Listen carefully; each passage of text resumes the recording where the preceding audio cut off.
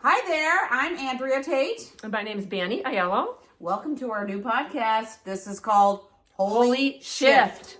All right, this is where we're going to be talking about healing. What else are we talking about? A lot of things on our journey to heal. Womanhood. Yeah. Boundaries. Life lessons, spirituality, Relationships. parenting. All the stuff that we need to do. Yeah. All the stuff. Menopause. Menopause is a big one. Yeah. Right. I'm in the middle of it. I'm in the middle of it big time. I don't even know. I think I'm on the other end of it, but I don't really know.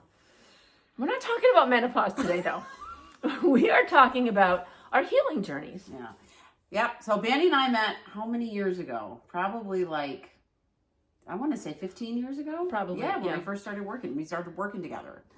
And I was a third grade teacher. And I was physical therapist, which I still am. And Bandy left me to become famous meditation teacher. Oh, jeez. I don't know about that. But yes, we met. Well, we didn't really become friends at school. It was afterwards. But how did we become friends after? Oh, both going to the Assisi Institute? Yeah. We were. No. Here's what it was. Here's what it is, ladies. Ladies need a community. We're both dating serial daters, and I saw her at the copy machine one day, and I said, so how's it going with so-and-so? And you're like, I'm on a sabbatical. I really recommend it. Remember? Oh, yeah. And at the time, I was dating a really awesome alcoholic, so I was like, no, I'm good. We have a great relationship. I thought you were going to tell her. We both dated serial killers. Well, close, but... Right. No, right? Yes, yeah. I remember when... I don't know if it was a therapist or someone that recommended doing a sabbatical from dating. And she said 6 months of no dating. And I was horrified at the thought of 6 months. I'm like, what? How can I possibly do that? So I agreed to 3, I think. Yeah. Because we're always wanting to be with someone. I mean, I don't know anybody out there. We always feel like we need to be with somebody. We can't be alone. So it was really difficult. Yeah. Was it for you? It was for me. Yeah. I mean, I went on a 2-year sabbatical after listening to her say that, and hence the healing journey from all of the stuff. Yeah. I've been divorced. I've been divorced a couple times. Anybody else been divorced? Well, then you get it. So then you just kind of dive deep, and we've tried all the different things to do the healing journey and to figure out what works and what doesn't work, and we're going to share some of that stuff. Yeah. It's pretty comical along the way, I think. Yeah. But that's how we both became healers and wanting to help people. Yeah. As I found things that helped me, then I wanted to, like the teacher in me wanted to share them with other people. Yeah. And I think the first thing for me was, well, when I first got divorced from my first marriage, I went into working out like crazy. And I realize now, looking back at it, it was like an addiction to working out at the gym, where I couldn't be home alone. I wasn't used to being home alone.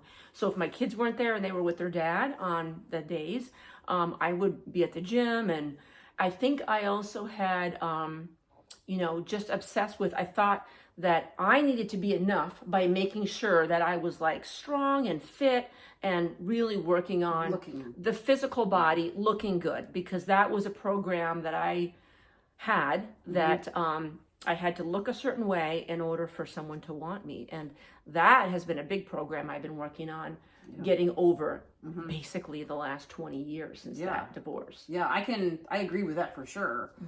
The same thing. I was raising my daughter when she was younger, and when she went to her father's, that's what I was doing, training for marathons, going to the gym. I think I even had probably an eating disorder at that time, just the same. If I'm thin enough, then someone will want to be with me. Yeah. If I'm heavier, then I'll be alone, and I didn't want to be alone. Plus, I definitely was drinking way too much just to cope, right? We narcotize ourselves because we want to stay disconnected from whatever's going on, because we don't want to feel that reality, and that's what's really hard. But I think Banny and I got together for some healing journeys and different things to help each other and to just see what worked to get through it, because we're always trying to avoid the pain and get out of that. And that's what everybody does. Everybody has pain in some way, whatever their story is, and to try to get better and to feel better. That's what everybody's kind of common thread is in life. I want to feel better. So what do you do to feel better? And so, yeah, and it has made me have more compassion for people that maybe I've judged in the past, like, oh, they're not using healthy ways to heal their pain. But now I just realize they're just trying to get out of pain, and I don't judge that, because there was a time for me too where I was drinking too much, and after my first divorce, and just hanging out with a bunch of single women, and that was a way to numb my pain too. And then I think the first thing is going to a personal growth class where I was exposed to like different techniques and ways of looking at things, and at first exposed to meditation, and that's like, okay, this is going to help me. And then I started my real true healing journey that wasn't just numbing and distracting. Yeah, exactly. Yeah. Stay connected, getting more connected to yourself, because when you're by yourself, it's very painful. But I can tell you too, from my own stuff, is that's where it has to start. You have to get to the place where you can start to connect with yourself and say, what's going on? Like feeling what's actually going on. And like those, like she said, I think I probably bought 40 self-help books, right? Like I couldn't afford to go all of these classes, so I'm trying to do all that myself and like get closer to God and figure out all that stuff to like clear this out. I remember running on the trails here in town, unzipping myself, stopping and crying, oh, I'm gonna get rid of that. I gotta get rid of this old body so I can like heal and get better. Like this old like sheath of myself. Like it was cathartic to do. It just clarity came, but it takes a while and it takes a lot of time to do it. But in order to get to the life that you want, you have to start to heal, and to do that, you got to start to feel, which is really hard. Yeah, and starting somewhere. Like I can relate to the books too. Like I would go down to the Barnes and Noble that was here near the mall, and I'd never I'd go to the self-help section, and I would be so embarrassed for someone to see me in the self-help section. I'd be looking around, like if anyone's looking, and then like duck in there and then get one, and then I was embarrassed even to let anyone see what I was buying. So I'd have like the name of it like against my shirt and slide it on the counter and hope that she wouldn't even turn it over and be like, oh no, they're gonna think I'm a train wreck. But like it started with me with books and CDs back then. So listening to CDs. Anybody remember like CDs? Wayne Dyer? Oh, yes. Great. I just listened to it the other day. Which is still awesome. Like they're all great. So yeah, it makes me think about like, what are you doing on your self-help journey? And none of the things that we're talking about are bad. They're all just like part of it. They're good and they're part of it. And it doesn't happen right away. It takes a long time. It takes a long time. It does. I see on Facebook all the time people like, help, I need help with, the anonymous posting on these groups, moms groups of like, I need help with this. I'm so depressed. I'm so sad. I just got divorced, or what, I went through a health crisis. How do I get out of this? And it's like just everybody is feeling that way. So just starting somewhere, and there's no judgment on how you get through, right? Yeah. And reaching out for support is such a big deal. And there's so many avenues and what's the word? Modalities for treatment and healing and things like that. One of my favorite ones that we did together, I have to bring this up. She calls me at work one day. I was still there and she had left. She's like, hey, do you want to go to this bone clearing ceremony? And I was like, yeah, sure. Like it just seemed like normal to go, and all I could think of was like a femur bone with like the marrow in it, like we're gonna scrape it out and like say prayers. Like I didn't know what the hell we were gonna do, but I didn't either. I was just so into like that seemed normal. That's where we were. We had gotten to that point where it was just like, yeah, that's cool. Let's do that. We will do anything to try to heal. Anything to do that. So there was like a Native American guy and woman. They're waving things around, feathers and different things, and doing chants. And we're laughing, but I was like into it and down with it. And I would still go to a bone clearing ceremony. Yeah. What they're talking about is that we be a hollow bone, we need a clear channel for, spirit to flow through us, or clearing or whatever. But I think it's a perfect example. Like it sounds really out there and crazy and weird, but I will do any of that and all of that. Any and all. Just try it. Yeah, hit all the angles, clear out all the crap, whatever it is, because it's never just physical. It's mental, it's emotional, and it's spiritual, right? So like hitting it from all angles. Like you just want to purge all that out, right? And so as he had the wing, he's like, spirits of the north, spirits of the south. It was like some eagle wing or hawk wing, right? Yeah. And you felt the energy there. But there was also like, the wife had statues of St. Francis, and there's Jesus, and there was the chakra stones, and all this stuff. It's like, that just says that we do all the different things because we're spirit, mind, body, to do all the things to get us healed and feel better. Yeah, I mean, I've got like a big collection of the crystals, so I've done the crystal right over there. things. Yeah, and I love them still. The sound healing stuff, the gong. It works. It works. It all works. It all helps. Yes. And there are different things for different people at different times in their lives. Yes. But I would just say, like, going for something, right? Like, try something new. Like, instead of trying the same old thing all the time. Yeah. And I was thinking when you were talking about how even like our friends, like who we hang out with, because that's something that changed for me over time. Yeah. Over the last, say, 20 years since I started healing after my first divorce. And it was sometimes hard to let go of some friends that maybe weren't that great for me as I was trying to grow out of just some of the same old patterns of like the numbing and distracting. Oh, yeah.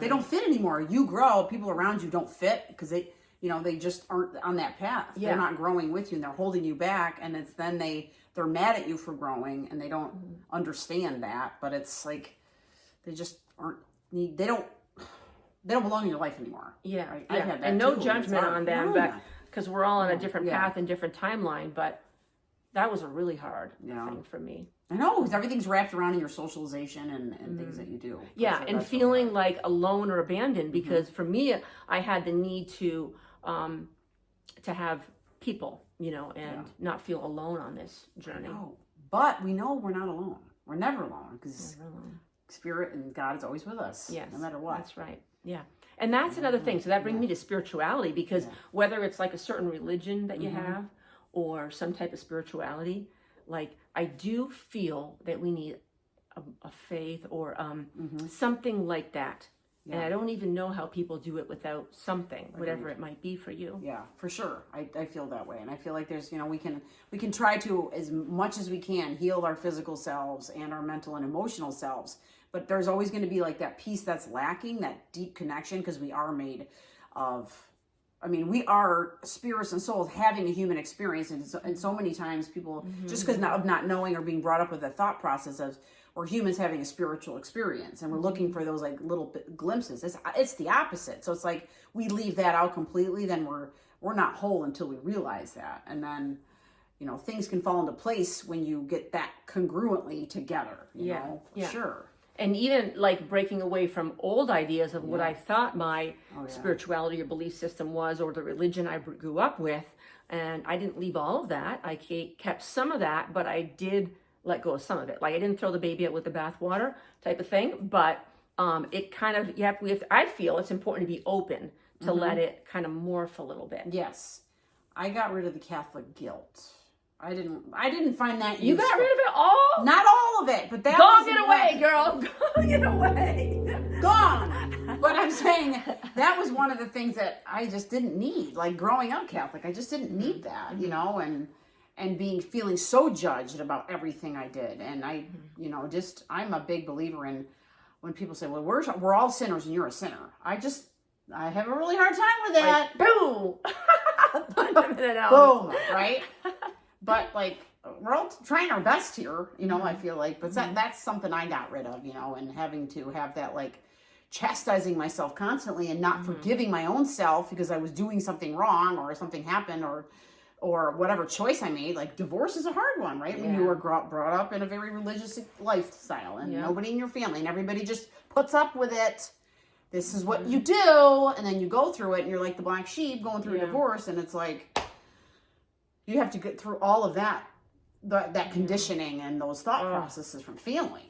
Yes, so much programming. And I had to deal with a lot of, like you mentioned, guilt. Yes, and shame. Yeah. Like I had so much shame. Gong away the shame, please. I wish it was as easy to one gong.